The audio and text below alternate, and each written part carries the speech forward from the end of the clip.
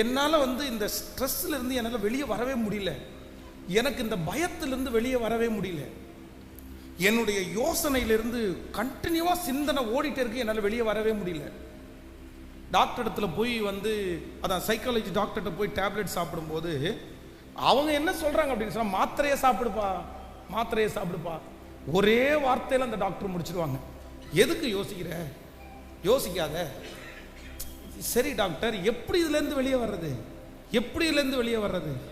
யோசிக்காத. அவங்களுக்கு வேற பதிலே இல்லை அவங்கள்ட்ட.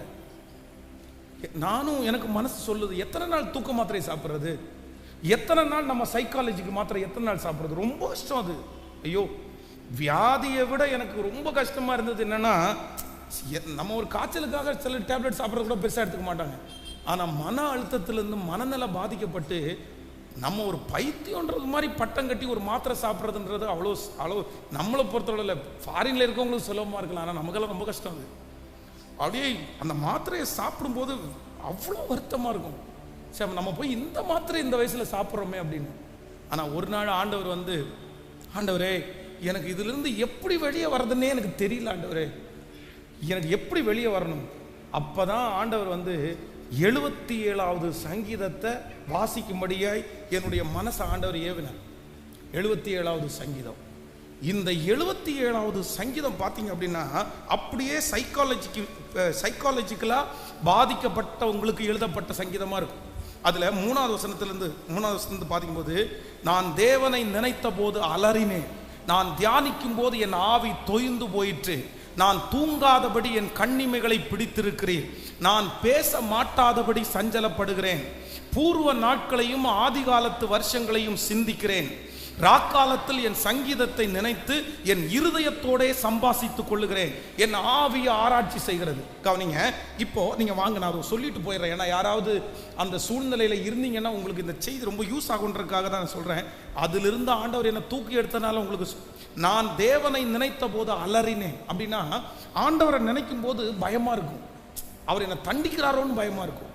அடுத்து நான் தியானிக்கும் போது என் ஆவி தொய்ந்து போயிடுச்சு.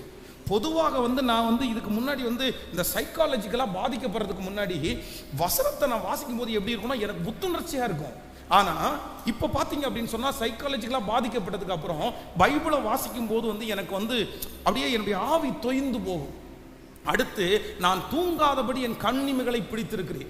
கண்டிப்பாக சைக்காலஜிக்கலாக பாதிக்கப்பட்ட உடனே எனக்கு தூக்கம் சுத்தமாக போயிடுச்சு. அதுக்கப்புறம் நான் பேச மாட்டாதபடி சஞ்சலப்படுகிறேன். யாரை பார்த்தாலும் எனக்கு பேசலான்னே தோணாது.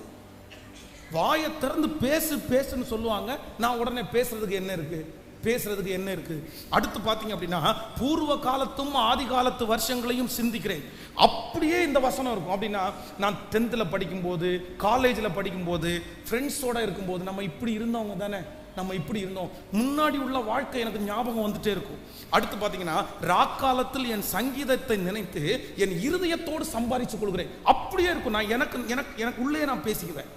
சைக்காலஜிக்கலாக பாதிக்கப்பட்டதுக்கு அப்புறம் நான் உள்ளுக்குள்ளே பேசிக்குவேன். நான் எனக்கு நானே பேசிக்குவேன். நீ ஏன் இப்படி இருக்கிற, நீ ஏன் இப்படி ஆயிட்ட, நீ எப்படி இப்படி அப்படின்னு. அடுத்து பார்த்தீங்கன்னா, என் ஆவியை ஆராய்ச்சி செய்கிறது. அப்படின்னா ஒவ்வொரு நாளும் ஆராய்ச்சி, ஏன் எனக்கு நடந்துச்சு, என்ன காரணம்.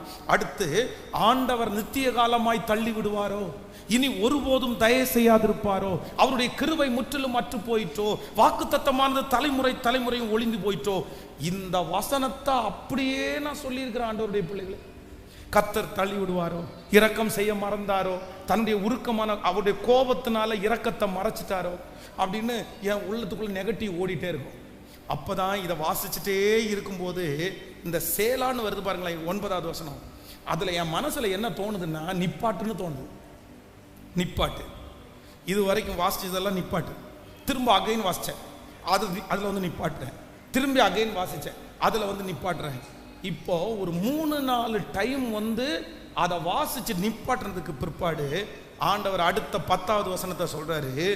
அப்பொழுது நான், இது என் பலவீனம். என்ன அந்த அதிகாரத்துல தொட்ட ஒரு வார்த்தை என்ன அப்படின்னா, அப்பொழுது நான், இது என் பலவீனம். என் பலவீனம்ன்ற அந்த வார்த்தையை வாசிச்ச உடனே உள்ளுக்குள்ள ஒரு ஷாக் ஆனது மாதிரி இருந்துச்சு. இது என் பலவீனம். அப்போ நான் என்ன நினைக்கிறேன்னா, இது செய்வினை இல்ல, இது மாந்திரிகம் இல்லை. இது பலவீனம், வெளியில் உள்ள பலவீனம் அல்ல. இது ஆண்டவருடைய தண்டனை அல்ல. இது என்னது? இது யார் பலவீனம்? இது என் பலவீனம். அப்ப எனக்கு தோணுது, இது நானா உண்டாக்கிக்கிட்டேன், இது நானா இந்த மாதிரி யோசிச்சு சிக்காயிட்டேன். இப்ப நான் என்ன ஆண்டவரே பண்ணணும்? இது செய்வனை இல்லை, இது பிசாசு இல்லை, இது மாந்திரிகம் இல்லை, இது மற்றவங்களுடைய எதுவுமே இல்லை, இது என் பலவீனம். உடனே அடுத்த வசனம் சொல்லுது, ஆனாலும் நான் உன்னதமானவருடைய வலது கரத்தில் இருக்கிற வருஷங்களை நினைவு கூறுவேன். உடனே என்னுடைய யோசனையில் அப்படியே ஆண்டவர் பேசுறாரு. அப்படின்னா இதுக்கு முன்னாடி கர்த்தர் உனக்கு செஞ்ச அற்புதத்தை எல்லாம் நினைச்சு பாருப்பா. அடுத்தது கர்த்தருடைய செயல்களை எல்லாம் நினைவு கூறுவேன். உம்முடைய பூர்வ காலத்து அதிசயங்களை எல்லாம் நினைவு கூறுவேன். உம்முடைய கிரியைகளை எல்லாம் தியானித்து உம்முடைய செயல்களை. எனக்கு இப்ப என்ன புரிஞ்சிச்சு அப்படின்னு சொன்னா, இதுவரைக்கும் நீ நெகட்டிவாவே பேசிட்டு இருக்க, நெகட்டிவாவே யோசிச்சுட்டு இருக்க. நீ என்ன பண்ண அப்படின்னா, தேவன் உனக்கு செஞ்ச அற்புதத்தை நினைச்சு நீ பாசிட்டிவா யோசின்னு கர்த்தர் என் மனசுல பேசினாரு. அப்படியே காலையில அந்த தூக்க மாத்திரை சாப்பிட்டு முடிச்ச உடனே, அந்த தூக்க மாத்திரையுடைய எஃபெக்ட் முடிஞ்ச உடனே கண்ணு திறக்கும். கண்ணு திறந்ததுக்கு அப்புறம் 2 மணி நேரம் இல்லாம பெட்ல இருந்து எந்திரிக்க முடியாது. அப்படியே முட்டைக்கு போடும். கண்ணை முழிச்ச உடனே அடுத்த நிமிஷம் நெஞ்சு படப்படன்னு அடிக்கும். அப்படியே ஒண்ணுமே தோணாது. ஏன் வாழ்றோன்றது தூங்கி முழிச்ச உடனே தோணும். எதுக்கு நம்ம முழிச்சோன்னு தோணும், நம்ம ஏன் சாகலைன்னு தோணும். ஆனா ஃபர்ஸ்ட் என்ன பண்ணேன் அப்படின்னு சொன்னா, கண்ணை முழிச்ச அடுத்த நிமிஷத்துல இது என் பலவீனம், நான் தான் இதுல இருந்து ஓவர் கம் பண்ணும். எந்திரி. நானே என்கிட்ட பேசினேன், நானே எந்திரிச்சேன். ஓகே. நான் அதுக்கப்புறம் சாப்பாடை முன்னாடி வச்சா என்ன டேஸ்டான சாப்பாடா இருந்தாலும் சுத்தமா சொல்றேன், சாப்பிட்றதுக்கு கொஞ்சம் கூட மனசு இருக்காது. சுத்தமா சாப்பிட தோணாது. அப்படியே என்னமோ விஷத்தை பார்க்கறது மாதிரி இருக்கும். எதுக்கு சாப்பிட்றோன்னு தான் தோணும். ஆனா கண்ணு அப்படியே எனக்குள்ளேயே ஒரு பவரை வர வச்சு அப்படியே நானே சாப்பிட ஆரம்பிச்சேன். இல்லை நீ சாப்பிடணும், இல்லை நீ சாப்பிடணும். யாரு ஜோக்கு ஏதாவது சொன்னாலும் சிரிப்பே வராது. எல்லாரும் விழுந்து சிரிப்பாங்க, நமக்கு சிரிப்பே வராது. ஆனா நானே என்ன பண்ண ஆரம்பிச்சேன்னா, நீ சிரிடா, நீ அந்த காரியத்திற்காக சிரி. நானே சிரிக்க ஆரம்பிச்சேன்.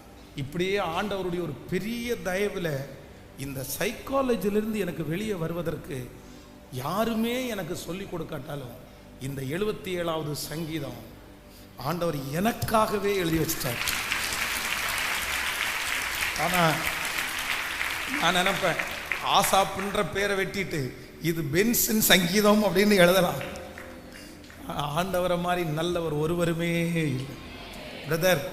பிரதர் சிஸ்டர், ஆண்டவர் உங்களுக்கு தீர்க்க தரிசனமா சொல்றாரு, நான் உனக்கு கற்றுக் கொடுப்பேன். படிக்கிற பிள்ளைங்க யாராவது ரொம்ப படிப்பில்லாத ரொம்ப கஷ்டப்படுறீங்களா? ஏறவே இல்லை பாஸ்டர் அப்படின்னு உங்களுக்கு சொல்லி கொடுத்து சலிச்சுட்டாங்கன்னு சொல்றீங்களா? நீங்க தேவனிடத்துல போய் சொல்லுங்க, எனக்கு கற்றுத்தாரும், எனக்கு கற்றுத்தாரும், எனக்கு கற்றுத்தாரும், எனக்கு கற்றுத்தாரும். அவரை போல ஒரு நல்ல டீச்சரை உங்களால் பார்க்கவே முடியாது.